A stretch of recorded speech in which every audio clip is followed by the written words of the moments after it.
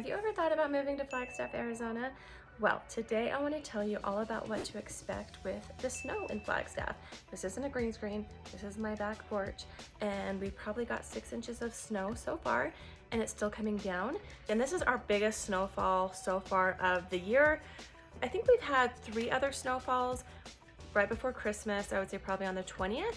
We had maybe 3 inches of snow, and it kind of stuck around for a little bit. The snowfall before that didn't last very long. So one of the great things about the snow in Flagstaff is that it melts pretty quickly.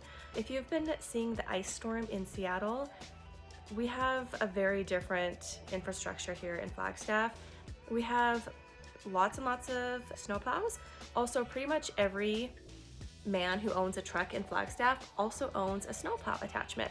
And so they just keep those in their garage or in their backyard. And as soon as the snow comes out, they attach the snowplow to their big old truck. And then they either just dig themselves out. They might make extra money by going and doing different neighborhoods.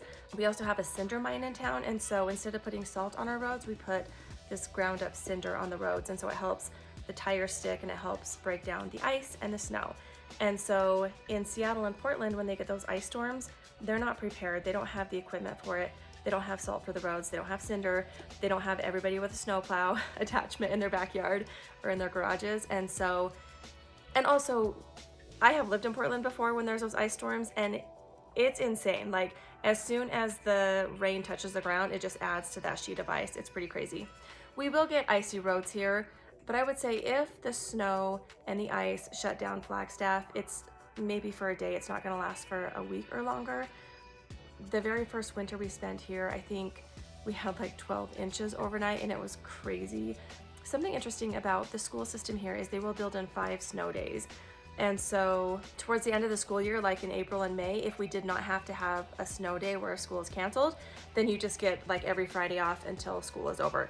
They never change the last day of school. You never get out earlier because of the graduation dates. So when our high schools graduate, they have to use the NAU dome in order to have their commencement ceremony. And so things never change. We always go through school like the end of May, maybe June 1st or 2nd. Now, how do you know if you're gonna have school?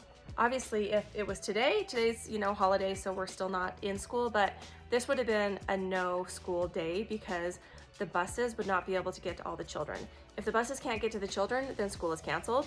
The other thing that might happen is we have a 2-hour delay. And so the schools will call you by about 5 or 6 a.m. in the morning and let you know if there's a 2-hour delay or if school is canceled. Sometimes if it's really coming down the night before, they'll just cancel it altogether and they'll let you know even the day before you go to bed, which is really nice because then you can sleep in. The kids always wake up early because they're excited about the snow. But anywho, so I wanted to tell you a few more things about Flagstaff. Maybe you didn't know. Our elevation is 7,000 feet, and that is why we get all the snow, and then Sedona might get some snow, some rain, and then Phoenix might just get some rain, or they might not get anything at all. We are one of the snowiest cities in the United States, which I did not know. We have an average of 100 inches of snow each year, and there's about 33 days where we are getting snow. That seems like a lot to me because some years it seems so dry that we don't get much snow at all, and then other years we just kind of get pounded. I've been here for 15 years, and it's definitely been a nice mix. I like the snow here because the sun comes out and it melts most of it. And so even though our neighborhood roads might be kind of backed up and kind of clogged with ice, the roads in the town and the freeways, they're clear as can be. So if you can get out of your neighborhood, you can pretty much go anywhere. That being said, if you live in an apartment building or townhomes or condos, just getting out of your parking lot could be a really big deal. And I think that's why so many people have these snowplow attachments, because they're like, I gotta go to work. So no matter how much snow we have, your boss expects you to be there. Unless you are working with a school district and they call a snow day, you need to be at work. So we have a lot of medical offices, we have the hospitals, we have dental offices. I don't know if it's like insurance or whatever you do, they want you to be at work. And so you gotta get up early, you gotta dig yourself out, and it's best if you have all-wheel drive with good tires or 4-wheel drive. If you only have 2-wheel drive, it's a little bit trickier to get around. My daughter just got stuck at the bottom of our driveway, and we're waiting for my husband to get home to help us out with that. So let's see, the temperatures always tend to drop the last week in October. I promise you, 2 days before Halloween, it'll be cold. every single year. I'm like, oh, it's so nice outside. And then between October 28th and October 31st, it gets cold. And so our trick-or-treaters are usually freezing their little tushies off. So that just means less time outside for the parents. We also have at least one random snowfall in May, sometimes in June. And so it's been nice, spring is here, and then all of a sudden a cold front comes through, it drops a little bit of snow and it melts the next day. But you can always be expected there will be one random snowfall towards the end of spring, right before summer comes.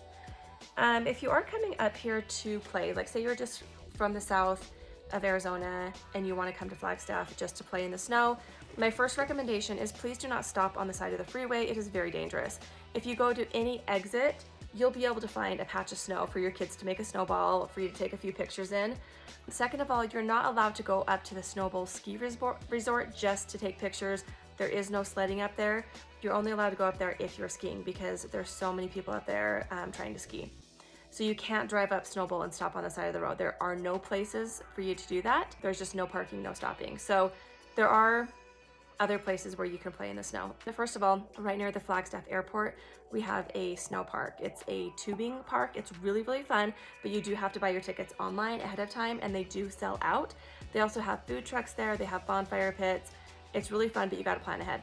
If you just spur of the moment want to drive up here just to kind of play in the snow, at least stop at one of the exits off the freeway so that you don't get hit. It's really, really dangerous. So please be safe with your kiddos. Okay, so of course you can go to Snowbowl, you can ski there, you can take lessons, you can snowboard there. I guess if you're taking your kids and you don't want to ski, you can just hang out at the lodge. Even they have a nice deck where you can kind of see everybody skiing down. They have a gondola now, so it makes it a little bit nicer to get up and down the mountain.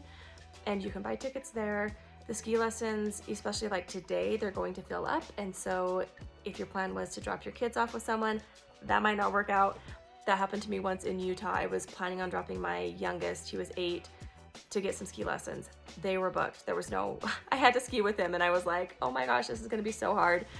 And it was difficult, but I told him, I said, listen, if you can make it up and down this hill 10 times without my help, I'll buy you anything you want in the lodge, anything you want. And he was like, done. So he did it, and his choice was that he just wanted like one of those neck warmers, like one of the, I think it went over his head. I think it was less than $10, and I felt like such a winner. I was like, worth it. So that's a mom hack for you. Another place where you can go play is the Nordic Center, and you can actually rent snowshoes there, and you can rent cross-country ski. So if you don't want to do any downhill skiing, that would be a good place for you to go as well. And there's also a place called Wing Mountain Snow Play. I'm not sure if it's open. They only open if there's plenty of snow, which as you can see, this is just right outside my window. There's plenty of snow right now. So if you're watching this video in 2022 or early 2023, there's plenty of snow. Come on up. I don't think it will melt for a couple of months because we got so much of it. And this is our winter. If you guys have any more questions about Flagstaff, about the snow, the weather, I also sell homes. So if you want to go look at any houses while you're up here, if you want a second home, a cabin in the woods, or you just decide that you're done where you're living and you want to live in Flagstaff, I highly recommend it. I love it here. We've been here 15 years, and the longer that I stay, the less I want to move. And so I have a son who's moved to California and he's home for the holidays, which makes it nice. It's only a 7-hour drive. My family's from Utah, 8-hour drive, and the Phoenix airport's only 2 hours away. So if we want to fly anywhere else, it's really easy to get to. Sometimes we even fly out of Flagstaff. Other times we drive to Las Vegas to fly. It just depends on where you're going. Obviously international, going from Phoenix, LA, or Las Vegas is best. But if you're just making a quick flight, sometimes from Flagstaff, it makes sense as well. So my name's Tammy and this is Flagstaff Arizona Living. You can like and subscribe my page, tap the bell for notifications. I put out a few videos every week all about Flagstaff. And if you have any requests, just let me know. Have a great day.